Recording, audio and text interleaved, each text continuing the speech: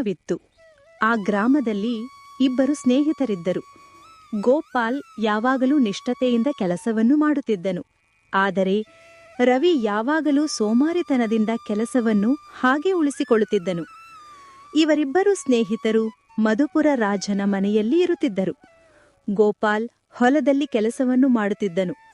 ರವಿ ಅವನ ಹಸುವನ್ನು ತೆಗೆದುಕೊಂಡು ಮರದ ಅಡಿಯಲ್ಲಿ ಕಟ್ಟಿ ಅವನು ಮಲಗಿಬಿಡುತ್ತಿದ್ದನು. ಸಂಜೆ ಆಗುತ್ತಿದ್ದಂತೆಯೇ ರವಿಗೆ ಎಚ್ಚರಾಗುತ್ತಿತ್ತು ಮತ್ತು ಅವನು ಕೈಗೆ ಎಲ್ಲ ಮಣ್ಣನ್ನು ಹಚ್ಚಿಕೊಂಡು ಮತ್ತು ಹಸಿವಿಗೂ ಕೂಡ ಅಲ್ಲಿರುವ ಮಣ್ಣನ್ನು ಹಚ್ಚಿ ಅವನು ರಾಜನ ಹತ್ತಿರ ಹಸುವನ್ನು ಕರೆದುಕೊಂಡು ಹೋಗುತ್ತಿದ್ದನು. ದಿನೇ ದಿನೇ ಸಂಜೆ ರವಿ ಗೋಪಾಲ್ಗೆ ಆ ಹಸುವನ್ನು ತೊಳೆಯಲು ಕೊಡುತ್ತಿದ್ದನು. ಗೋಪಾಲ್ ನಿಷ್ಠೆಯಿಂದ ಹಸುವನ್ನು ತೊಳೆದುಕೊಂಡು ಅವನು ಕೂಡ ಸ್ನಾನವನ್ನು ಮಾಡಿಕೊಂಡು ಹಸುವನ್ನು ಕರೆದುಕೊಂಡು ಅವನು ಮನೆಗೆ ಹೋಗುತ್ತಿದ್ದನು. ರವಿಗೆ ಇರುವ ಸೋಮಾರಿತನವನ್ನು ರಾಜನಿಗೆ ತಿಳಿಯದೆ ರಾಜನು ಯಾವಾಗಲೋ ಗೋಪಾಲನಿಗೆ ಬೈಯುತ್ತಿದ್ದನು. ರವಿ ನಿಷ್ಠೆಯಿಂದ ಕೆಲಸ ಮಾಡುತ್ತಾನೆಂದು ರಾಜನು ತಿಳಿದು ಅಲ್ಲಿರುವ ಮಂತಿಗೆ ಕರೆದು ರಾಜ ಹೀಗೆ ಹೇಳಿದನು. ನೋಡು, ರವಿ ಯಾವಾಗಲೂ ನಿಷ್ಠೆಯಿಂದ ಕೆಲಸ ಮಾಡುತ್ತಾನೆ. ಅವನಿಗೆ ಯಾವುದೇ ತರದ ಊಟವನ್ನು ಕಡಿಮೆ ಕೊಡಬಾರ್ದು. ಅವನು ತುಂಬ ನಿಷ್ಠೆಯಿಂದ ಕೆಲಸ ಮಾಡುತ್ತಾನೆ. ಅವನಿಗೆ ಏನೂ ತೊಂದರೆ ಆಗದಂತೆ ನೋಡಿಕೊಳ್ಳಿ. ರಾಜ ಹೇಳಿದ ಹಾಗೆ ಮಂತ್ರಿ ಯಾವಾಗ್ಲೂ ರವಿಗೆ ಊಟವನ್ನು ಜಾಸ್ತಿ ಕೊಡುತ್ತಿದ್ದನು. ಗೋಪಾಲ್ಗೆ ಕಡಿಮೆ ಊಟವನ್ನು ಕೊಡುತ್ತಿದ್ದನು.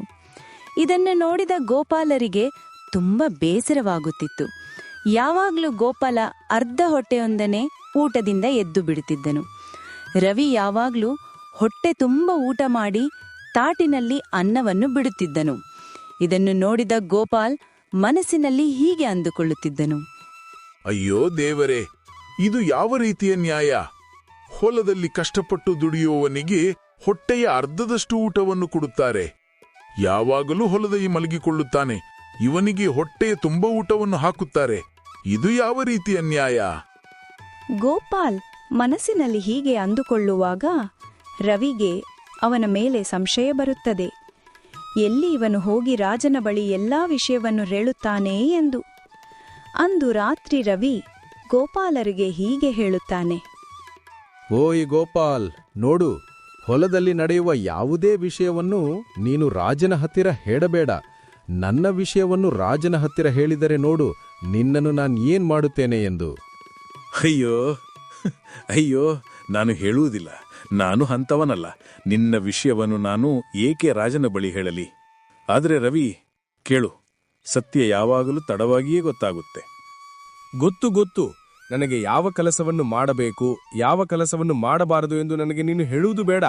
ಈಗ ಮಲಗಿಕೋ. ರಾತ್ರಿಯಾಗುತ್ತದೆ. ಗೋಪಾಲನಿಗೆ ನಿದ್ದೆ ಬರುತ್ತದೆ. ರವಿಗೆ ನಿದ್ದೆನೇ ಬರುತ್ತಿರಲಿಲ್ಲ. ಏಕೆಂದರೆ ಅವನು ದಿನವಿಡೀ ಹೊಲದಲ್ಲಿ ಮಲಗಿಕೊಳ್ಳುತ್ತಿದ್ದನು. ಗೋಪಾಲ್ ನಿಷ್ಠೆಯಿಂದ ಕೆಲಸವನ್ನು ಮಾಡುತ್ತಿದ್ದನು. ಆದ್ದರಿಂದ ಗೋಪಾಲಗೆ ರಾತ್ರಿ ನಿದ್ದೆ ಬರುತ್ತಿತ್ತು. ರವಿ ಯಾವಾಗಲೂ ದಿನಾರಾತ್ರಿ ಎಚ್ಚರವಿರುತ್ತಿದ್ದನು. ಮಾರನೆಯ ದಿನ ರವಿ ಹಸುವನ್ನು ಹೊಲಕ್ಕೆ ಕರೆದುಕೊಂಡು ಹೋಗುತ್ತಿರುವಾಗ ಅವನ ಕಣ್ಣುಗಳನ್ನು ನೋಡಿ ರಾಜನು ಹೀಗೆ ಕೇಳುತ್ತಾನೆ. ಯಾಕೆ ರವಿ, ನಿನ್ನ ನಿದ್ದೆ ಸರಿಯಾಗಿಲ್ವಾ? ನಿನ್ನ ಕಣ್ಣುಗಳು ನೋಡಿದ್ರೆ ನನಗ್ಯಾಕೋ ನಿದ್ದೆ ಆಗಿಲ್ಲ ಅನ್ಸುತ್ತಿದೆ. ಅಯ್ಯೋ, ಏನ್ ಕೇಳ್ತೀರಾ? ನಿನ್ನೆ ಸೊಳ್ಳೆ ಕಾಟದಿಂದ ನನಗೆ ನಿದ್ದೆನೇ ಬಂದಿಲ್ಲ.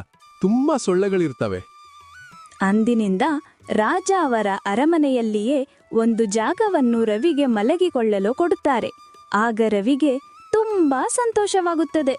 ದಿನನಿತ್ಯದಂತೆಯೇ ರವಿ ಹಸುವನ್ನು ಕರೆದುಕೊಂಡು ಹೊಲಕ್ಕೆ ಹೋಗಿ ಮರದ ಕೆಳಗೆ ಹಸುವನ್ನು ಕಟ್ಟಿ ಅವನು ನಿದ್ರೆಗೆ ಜಾರುತ್ತಾನೆ. ಮತ್ತು ಇಲ್ಲಿ ಗೋಪಾಲ ದಿನನಿತ್ಯದಂತೆ ತುಂಬಾ ಕಷ್ಟಪಟ್ಟು ಹೊಲದಲ್ಲಿ ಕೆಲಸವನ್ನು ಮಾಡುತ್ತಿರುತ್ತಾನೆ. ಒಂದು ದಿನ ಊಟ ಮಾಡುತ್ತಿರುವಾಗ ಮಂತ್ರಿ ಇದನ್ನು ಗಮನಿಸುತ್ತಾನೆ. ರವಿ ಯಾವಾಗಲೂ ಸ್ವಲ್ಪವೇ ತಿಂದು ಎಲ್ಲ ಊಟವನ್ನು ಹಾಳು ಮಾಡುತ್ತಾನೆ. ಆದ್ರೆ ಪಾಪ ಗೋಪಾಲ್ ಅವನಿಗೆ ತುಂಬಾ ಹಸಿವಾಗಿರುತ್ತದೆ. ಆದರೂ ಕೂಡ ಅವನಿಗೆ ಹೊಟ್ಟೆ ತುಂಬ ಹಾಕಲಾಗುವುದಿಲ್ಲ. ಇಲ್ಲಿ ಏನೋ ಸಮಸ್ಯೆ ಇದೆ. ಇದನ್ನು ನಾನು ಕಂಡುಹಿಡಿಯಬೇಕು. ಊಟ ಮಾಡಿದ ನಂತರ ಮಂತ್ರಿ ರಾಜನ ಹೆಂಡತಿ ಹತ್ತಿರ ಹೋಗುತ್ತಾನೆ ಮತ್ತು ಅವರಿಗೆ ನಮಸ್ಕಾರ ಮಾಡಿ ಹೀಗೆ ಹೇಳುತ್ತಾನೆ. ನಮಸ್ಕಾರ ಮಹಾರಾಣಿ, ಇಲ್ಲಿ ಏನೋ ಸಮಸ್ಯೆ ಇದೆ. ಮಂತ್ರಿ ಗೋಪಾಲ್ ಮತ್ತು ರವಿಯ ಮಧ್ಯದಲ್ಲಿ ನಡೆಯುತ್ತಿರುವ ಎಲ್ಲಾ ವಿಷಯವನ್ನು ರಾಣಿಗೆ ಹೇಳುತ್ತಾನೆ. ಮಾರನೇ ದಿನ ಬೆಳಿಗ್ಗೆ ರಾಣಿ ರಾಜನ ಹತ್ತಿರ ಹೋಗಿ ಹೀಗೆ ಹೇಳುತ್ತಾಳೆ. ಮಹಾರಾಜರೇ, ನಾನು ಏನೋ ಹೇಳಬೇಕೆಂದು ಬಂದಿದ್ದೇನೆ. ಅದು ಏನೆಂದರೆ, ನೀವು ಯಾವಾಗಲೂ ಇಲ್ಲೇ ಇರುತ್ತೀರಾ.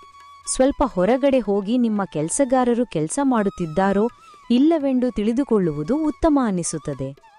ರಾಜ ಸಂಶಯದಿಂದ ಕೇಳಿದಾಗ ರಾಣಿ ನಡೆಯುತ್ತಿರುವ ಎಲ್ಲ ವಿಷಯವನ್ನೂ ರಾಜನಿಗೆ ಹೇಳುತ್ತಾಳೆ. ಆಗ ಮನಸ್ಸಿನಲ್ಲಿ ರಾಜ, ಹೌದು, ನಾನ್ಯಾಕೆ ಹೋಗಿ ಎಲ್ಲ ವಿಷಯವನ್ನು ತಿಳಿದುಕೊಳ್ಳಬಾರದು ಎಂದು ಯೋಚಿಸುತ್ತಾನೆ. ನಂತರ ರಾಜ ಹೀಗೆ ಯೋಚಿಸುತ್ತಾ ಹೊಲದ ಹತ್ತಿರ ಬರುತ್ತಾನೆ. ಆಗ ಹೊಲದಲ್ಲಿ ನೋಡಿದಾಗ ದೂರದಲ್ಲಿ ಗೋಪಾಲ್ ಕೆಲಸವನ್ನು ಮಾಡುತ್ತಿರುತ್ತಾನೆ. ಹಾಗೆ ಮುಂದೆ ಹೋಗಿ ನೋಡಿದಾಗ ಅವನಿಗೆ ರವಿ ಎಲ್ಲಿಯೂ ಕಾಣುವುದಿಲ್ಲ. ಅದನ್ನು ನೋಡಿದ ರಾಜ ಹೀಗೆ ಹೇಳುತ್ತಾನೆ. ಈ ರವಿ ಎಲ್ಲಿದ್ದಾನೆ? ಎಲ್ಲಿ ನೋಡಿದನು ಕಾಣುತ್ತಿಲ್ಲ. ಇವನು ಏನೋ ಕುತಂತ್ರ ಮಾಡುತ್ತಿದ್ದಾನೆ. ನಾನು ಕಂಡುಹಿಡಿಯಬೇಕು.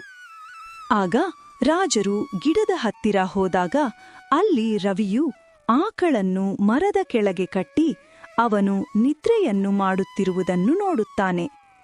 ರವಿಯನ್ನು ನೋಡಿದ ನಂತರ ರಾಜ ಅವನಿಗೆ ಏನೂ ಹೇಳದೆ ಸುಮ್ಮನೆ ಅರಮನೆಗೆ ಹೋಗುತ್ತಾನೆ. ಅರಮನೆಗೆ ಬಂದ ನಂತರ ಹೆಂಡತಿಗೆ ಹೀಗೆ ಹೇಳುತ್ತಾನೆ. ನಾನಿವತ್ತು ಹೊಲದ ಕಡೆಗೆ ಹೋಗಿದ್ದೆ. ಅಲ್ಲಿ ನೋಡಿದ್ರೆ ಪಾಪ ಗೋಪಾಲ್ ನಿಷ್ಠೆಯಿಂದ ಕೆಲಸವನ್ನು ಮಾಡುತ್ತಿದ್ದಾನೆ. ಆದ್ರೆ ಆ ರವಿ ಆಕಳನ್ನು ಹೊಲದಲ್ಲಿ ಕಟ್ಟಿ ಆರಾಮವಾಗಿ ನಿದ್ರೆಯನ್ನು ಮಾಡುತ್ತಿದ್ದಾನೆ. ಅವನು ನಮಗೆ ಮೋಸ ಮಾಡುತ್ತಿದ್ದಾನೆ. ಎಲ್ಲಾ ಸುಖ ಸಂತೋಷವನ್ನು ರವಿ ಮಾತ್ರ ಅನುಭವಿಸಿದ್ದಾನೆ. ಪಾಪ ಗೋಪಾಲ್ ದಿನನಿತ್ಯ ಕೆಲಸ ಮಾಡಿದ್ರೂ ಕೂಡ ಅವನಿಗೆ ನಾವು ಊಟವನ್ನು ಸರಿಯಾಗಿ ಕೊಡುತ್ತಿರಲಿಲ್ಲ. ಈಗ ರವಿ ಬರಲಿ, ಅವನಿಗೆ ನಾನು ಸರಿಯಾದ ಪಾಠವನ್ನು ಕಲಿಸುತ್ತೇನೆ. ಸಂಜೆ ಆಗ್ತಿದೆ. ಸಂಜೆ ಆಗ್ತಿದ್ದಂತೆಯೇ ರವಿ ಮತ್ತು ಗೋಪಾಲ್ ರಾಜರ ಅರಮನೆ ಹತ್ತಿರ ಬರ್ತಿರ್ತಾರೆ. ಆಗ ಅರಮನೆಯ ಬಾಗಿಲಿಗೆ ನಿಂತು ರಾಜ ಹೀಗೆ ಹೇಳ್ತಾನೆ. ಓಯ್ ರವಿ, ಕೇಳು. ಈಗಲೇ ನೀನು ನನ್ನ ಕೋಣೆಗೆ ಬಾ. ನಾನು ನಿನ್ನತ್ತಿರ ಏನೋ ಮಾತನಾಡಬೇಕು. ಅದು ಮಹಾರಾಜರೇ, ನನ್ನ ಮೈಯೆಲ್ಲ ಈಗ ತುಂಬಾ ಕೊಳಚೆ ಆಗಿದೆ. ದಿನವಿಡೀ ಕೆಲಸ ಮಾಡಿ ನನ್ನ ಮೈ ತುಂಬಾ ಮಂಡಿನಿಂದ ತುಂಬಿ ಹೋಗಿದೆ. ನಾನು ಸ್ನಾನ ಮಾಡಿದ ನಂತರ ನಿಮ್ಮ ಹತ್ತಿರ ಮಾತನಾಡಲು ಬರುತ್ತೇನೆ. ಇಲ್ಲ ಇಲ್ಲ, ಈಗಲೇ ನೀನು ನನ್ನ ಕೋಣೆಗೆ ಬಾ. ನಾನು ನಿನ್ನ ಹತ್ತಿರ ಏನೋ ಮಾತನಾಡಬೇಕು. ಇಷ್ಟು ಹೇಳಿದ ನಂತರ ರಾಜರು ಒಳಗೆ ಹೋಗುತ್ತಾರೆ. ರವಿಗೆ ಇಲ್ಲಿ ಏನು ನಡೆಯುತ್ತಿದೆ ಎಂದು ತಿಳಿಯುತ್ತಿರಲಿಲ್ಲ. ನಂತರ ರವಿ ರಾಜನ ಕೋಣೆಗೆ ಬರುತ್ತಿರುವಾಗ ರವಿ ಬರುವುದನ್ನು ನೋಡಿ ರಾಜ ಹೀಗೆ ಹೇಳುತ್ತಾನೆ. ಏನು ರವಿ, ಇವತ್ತು ಆಕಳಿಗೆ ಮಣ್ಣು ಹಚ್ಚಿಲ್ಲವೇ? ಯಾಕೆ? ಮರೆತು ಹೋಯ್ತೇನೋ? ಅಯ್ಯೋ, ಯಾಕೆ ಮಹಾರಾಜರೇ ಈ ಥರ ಅನ್ನುತ್ತಿದ್ದೀರಾ? ನಾನು ಕಷ್ಟಪಟ್ಟು ದಿನವಿಡೀ ಹೊಲದಲ್ಲಿ ಕೆಲಸ ಮಾಡುತ್ತೇನೆ. ನನಗೆ ಹೀಗೆ ಅಂದರೆ ಬೇಸರವಾಗುತ್ತದೆ. ಮುಚ್ಚುಬಾಯಿ ಬದ್ಮಾಶ್, ನಾನು ನನ್ನ ಕಣ್ಣಿನಿಂದ ಇವತ್ತು ಹೊಲಕ್ಕೆ ಬಂದು ನೀನು ಏನು ಮಾಡುತ್ತಿದ್ದೀಯಾ ಎಂದು ನೋಡಿದ್ದೇನೆ. ನನಗೆ ನೀನು ಮೋಸ ಮಾಡುತ್ತಿದ್ದೀಯಾ. ನಿನ್ನನ್ನು ನಾನು ಕೆಲಸದಿಂದ ತೆಗೆದುಹಾಕುತ್ತೇನೆ. ಒಂದು ಕ್ಷಣವೂ ನನ್ನ ಕಣ್ಣು ಮುಂದೆ ನೀನು ಕಾಣಿಸಿಕೊಳ್ಳಬೇಡ. ಈಗಿನಿಂದಲೇ ನನ್ನ ಅರಮನೆಯನ್ನು ಬಿಟ್ಟು ಹೋಗು. ರಾಜನು ರವಿಗೆ ಬೈಯುತ್ತಿರುವುದನ್ನು ನೋಡಿ ಗೋಪಾಲನಿಗೆ ತುಂಬಾ ಕರುಣೆ ಬರುತ್ತದೆ. ಆಗ ಗೋಪಾಲ್ ರಾಜನ ಕಾಲಿಗೆ ಬಿದ್ದು ಕೇಳಿಕೊಳ್ಳುತ್ತಾನೆ.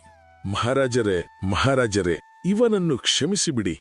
ಈಗ ಅವನಿಗೆ ತಪ್ಪಿನ ಅರಿವಾಗಿದೆ. ದಯವಿಟ್ಟು ಹೊರಗೆ ಹಾಕಬೇಡಿ. ನಾವಿಬ್ಬರು ಗೆಳೆಯರು. ನಾವಿಬ್ಬರು ಕೂಡಿ ಕೆಲಸಕ್ಕೆ ಬಂದಿದ್ದೇವೆ. ಅವನಿಗೆ ಈಗ ತಪ್ಪಿನ ಅರಿವಾಗಿದೆ. ಅವನು ಇನ್ನು ಮೇಲಿಂದ ಕೆಲಸವನ್ನು ಸರಿಯಾಗಿ ಮಾಡುತ್ತಾನೆ. ದಯವಿಟ್ಟು ಅವನನ್ನು ಕೆಲಸದಿಂದ ತೆಗೆದುಹಾಕಬೇಡಿ. ಆಯ್ತು, ಗೋಪಾಲ್ ಹೇಳಿದ್ದಾನೆ ಅಂತ ನಾನು ನಿನ್ನನ್ನ ಕ್ಷಮಿಸುತ್ತೇನೆ. ಅಂದಿನಿಂದ ರಾಜ ಕೊಟ್ಟಿರುವ ಎಲ್ಲ ಸವಾಲುಗಳನ್ನು ಅವನು ಅರಿತುಕೊಂಡು ಹೊಲದಲ್ಲಿ ನಿಷ್ಠೆಯಿಂದ ಕೆಲಸವನ್ನು ಮಾಡುತ್ತಾನೆ.